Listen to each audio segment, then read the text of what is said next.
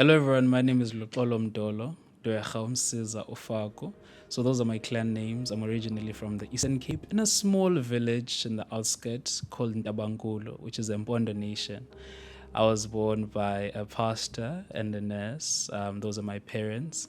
I'm an individual, of course, as you can tell from their careers, that I'll be someone who likes to help people. So I'm an enjoyable person who just enjoys helping people. I enjoy making a difference, and I just believe that you should climb a ladder and you should leave it there for someone else to climb as well. So, at the time of recording, you are a final year medical student. Can you maybe just take us back to what inspired you to pursue a career in medicine? So, unlike everyone else who you might meet who talks about medicine, that ever since they were a kid, they always wanted to do medicine, for me, it's kind of a late found passion.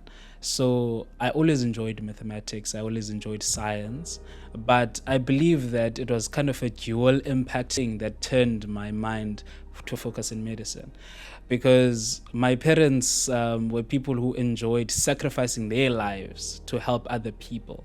So as you can tell, that those people are going to influence their children to believe in sacrifice.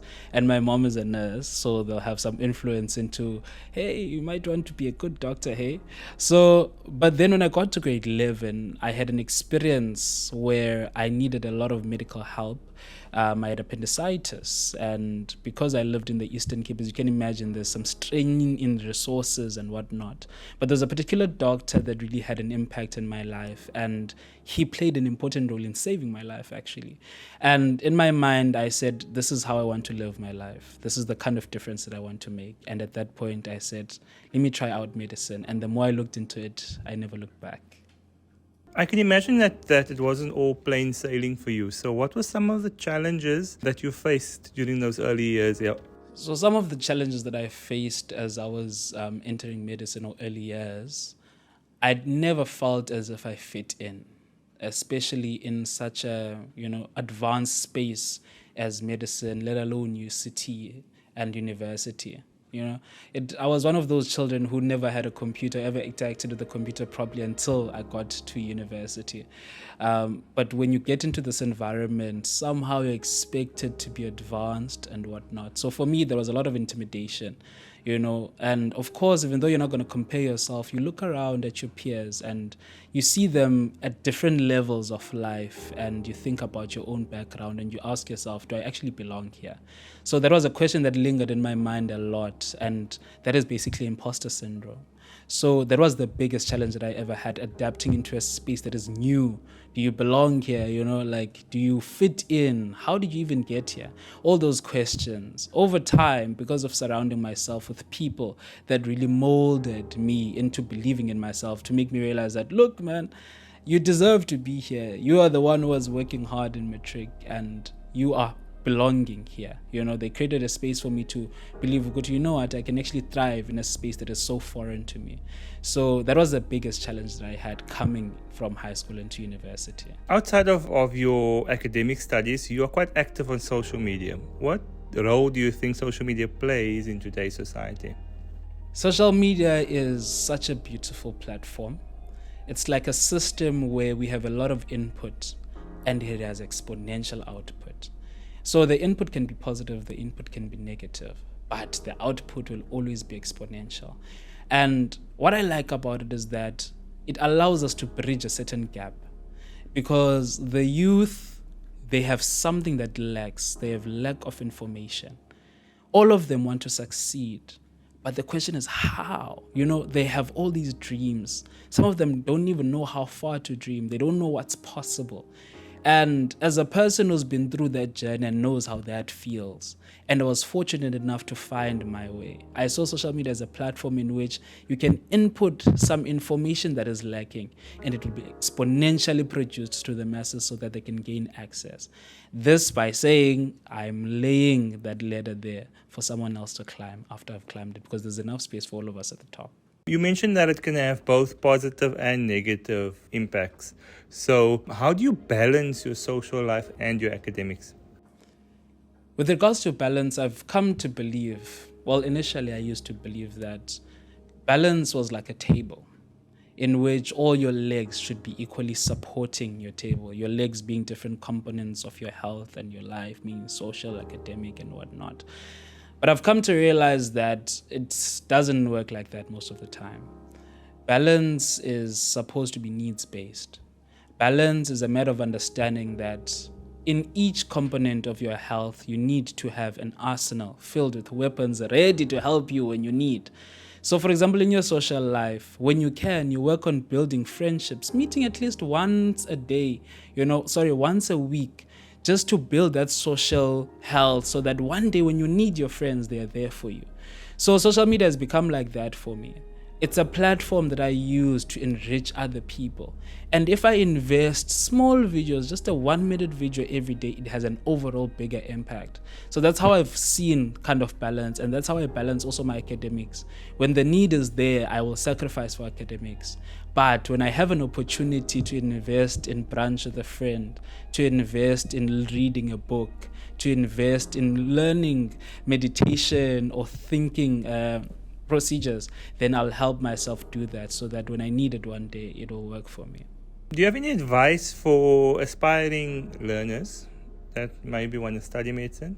My advice to any learner who wants to do medicine is that the worst thing you can do for yourself is to do medicine for the money.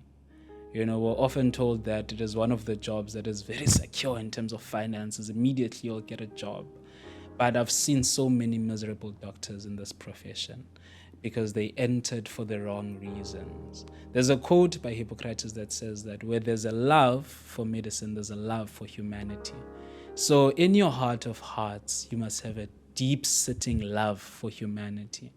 That's exactly what I would say. If you love to see people going from a state of vulnerability and sickness to a state of better kind of health, then medicine is definitely your kind of space. And it requires a lot of sacrifice, because you're taking a lot of time from your own life, sometimes your quality of life, from your family, from your mental health, to say, with the time that I have, I'm devoting it to ensure that someone else gets to have that quality of life with their family. So if you're that kind of person and you think you'd make that kind of difference in your own life, then go ahead, do medicine. If you could go back in time, what message or advice would you give to your younger self? If I would speak to a previous Mdizo, I'd be like, Mdizo, listen, man. You will never reach the goals that you do not aim for. Reaching goals doesn't fall from the sky. It requires a certain level of belief in yourself and your abilities, that if I set that goal and stand to say, I'm going to reach for it, then you stand a chance. But if you do not aim for it, then you don't reach it. So for yourself as well, right? Dare yourself to dream. Dare to believe in yourself, and that will eventually pay off. So you do not reach the goals that you do not aim for. So aim higher. Once you reach this goal, elevate. Aim for the next goal. Don't be stagnant. Don't stop. Always be hungry for more and appreciate how far you're going. Have you had any role models or mentors who have significantly influenced your career path? I have had tons of mentors. I'm currently reading, I saw on your status as well, you're reading the book, or you've read the book by the biography of Dr. Bongani, Prof. Bongani Mayosi. One thing that was a highlight in his life for me is his belief in mentorship. I think mentorship is definitely the key to people's success. In the mix of hard work, dedication, sacrifice, there's an element of mentorship that is so critical in our lives. So I've always believed in mentors. So I've had mentors within the medical space. I've had mentors outside of the medical space. And there's a concept for me that was just a light bulb moment when I attended the talk, where it's talking about horizontal mentorship within your colleagues and your peers, so that you do not just have conversation about, how did the day go, but you sit and have constructional conversation that talk about, what are your dreams? How can I support them at the level that I'm at? So I've always believed in mentors. I also believe in mentorship. So I have a lot of mentees who are starting in first year medicine. I'm excited for them. So mentorship has been a key thing for me. I'm scared if I mention names, I might not mention people that are critical in my life, but I've had a lot of mentors and people who just change my life for the better. You mentioned that you are a pastor's child. What role does your faith play in the person you are? Yeah? I feel that my faith is the glue that keeps everything together. I feel like different parts of my life are running in all these different directions. You devote your time to academics, devoting your time to the social media platform, devoting your time to the jobs that I do at Reyes. But a glue that keeps everything together is my faith. Because my faith preaches a lot of self-awareness. My faith preaches a lot of peace on God and God being kind and selfless. And my desire to kind of be like Jesus, and step in the steps and, better myself, be a better human being to other people. So that basis allows me, even when things get really rough, even when people treat me in a way that I would not appreciate, that is not kind, that is not nice, I do not feel angry. I do not feel burnt out, because this faith of mine keeps filling my cup so that I can continue giving to other people. So that is what the faith has really played in my life. And also, like, having parents that are close to God allows them that even if we're not there, my child, just know that God is there for you. Even when we can't reach you, even when we know that things are tough, and I mean, words can't help you, or money can't help you, or anything we can do, but prayer will definitely carry you through. Where do you see yourself in the next 10 years, and what are your long-term professional goals? That is an intense one, because I am straddling between a lot of desires.